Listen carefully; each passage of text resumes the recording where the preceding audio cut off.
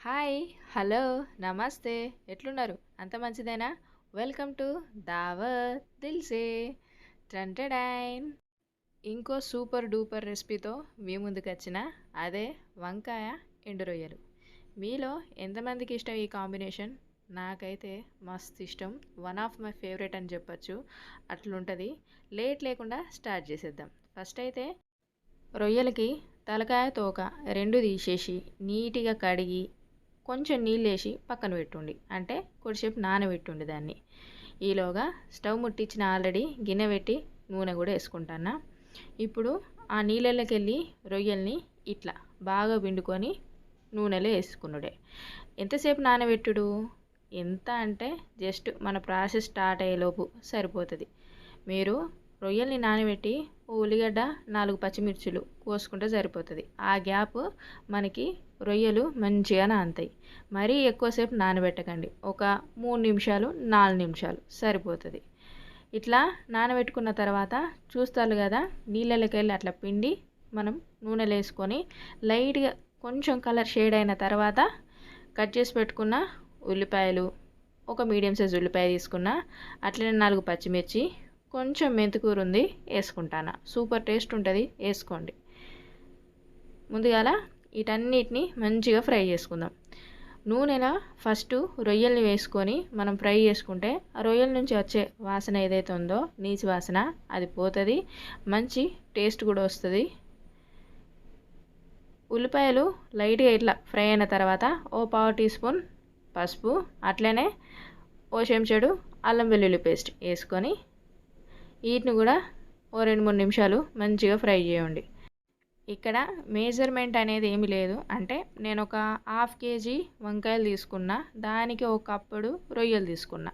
ఇక్కడ మీరు రొయ్యలు ఎక్కువ తీసుకోవచ్చు, తక్కువ తీసుకోవచ్చు. అది మన ఇష్టంతో బేస్ అయి ఉంటుంది. ఓకేనా? ఇప్పుడు అల్లం వెల్లుల్లి ఫ్రై అయింది కదా, వంకాయ ముక్కల్ని వేసుకుందాం. నీట్గా కడిగి పెట్టుకున్న ఉప్పు నీళ్ళల్లో అట్లా కడిగి పెట్టుకున్న వంకాయల్ని వేసుకొని, అట్లనే దాంతోపాటే ఓ 2-3 టమాటాలను కూడా వేసుకొని సరిపడా ఉప్పు కూడా వేసుకొని ఒకసారి మంచిగా కలుపుకుందాం.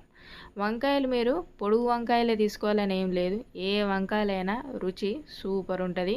మీరు పొట్టి వంకాయలు, పొడుగు వంకాయలు, నల్ల వంకాయలు, తెల్ల వంకాయలు, పచ్చ వంకాయలు, ఏ వంకాయలైనా తీసుకోండి, టేస్ట్ మాత్రం అదుర్స్. ఇప్పుడు మూత పెట్టి కొంచెం మనకి వంకాయలు కూడా ఫ్రై అవ్వాలి, అట్లనే టమాటా ముక్కలు కూడా ఉడకాలి కాబట్టి ఒక 5 నిమిషాలు మూత పెట్టి ఉడికించుకుందాం. 5 నిమిషాల తర్వాత మూత తీసి ఒకసారి కలుపుకుందాం. ఓకే, ఇంకాస్త అంటే టమాటా ముక్కలు ఇంకొంచెం ఉడకాలి కదా, సో మళ్ళీ 5 నిమిషాలు మూత పెడదాం. ఓకే, సుత్తాలు కదా, ఆల్మోస్ట్ ఉడికిపోయినట్టే టమాటాలు. ఇప్పుడు మీకు రుచికి సరిపడా కారం వేసుకోండి. అట్లనే ధనియాల పొడి ఓ టీ స్పూను వేసుకొని, ఉంటే మీ దగ్గర ఓ 1/2 టీ స్పూను జీలకర్ర పొడి వేసుకోండి, మంచిగా ఉంటుంది. నా దగ్గర ప్రస్తుతానికి అయిపోయింది, అందుకే వేయలే. ఓకేనా? సో ఇప్పుడు ఈ కారం అంతా కూడా వంకాయ ముక్కలకి మంచిగా పట్టేటట్టు ఒకసారి మంచిగా కలుపుకొని నూనెల్ని ఓ 2-3 నిమిషాలు ఇట్లా ఉడకనియండి. మూత పెట్టి ఓ 2-3 నిమిషాలు ఉడికించిన తర్వాత ఇప్పుడు వంకాయ ముక్కలు మనకి ఉడకాలి కదా, దానికి సరిపడా నీళ్ళను పోసుకొని, మీకు ఎట్లా కావాలి, దగ్గరికి కావాలా కాస్త కొంచెం లిక్విడ్గా ఉండాలా అది చూసుకొని వాటర్ని వేసుకోండి. మూత పెట్టి ఒక 5 నిమిషాలు మంచిగా ఆ వాటర్ అంతా కూడా హీట్ అయిన తర్వాత కొత్తిమీర మంచిగా నీట్గా కడిగి పెట్టుకున్న, కట్ చేసి పెట్టుకున్న కొత్తిమీరను కూడా వేసుకొని ఒక 5 నిమిషాల పైన నూనె మొత్తం ఇట్లా సపరేట్ అయ్యే వరకు ఉంచుకుంటే మన వంకాయ ఎండు రొయ్యలు రెడీ. నచ్చితే ఖచ్చితంగా లైక్ ఇంకా షేర్ చేయండి, ఛానల్ని సబ్స్క్రైబ్ చేయండి.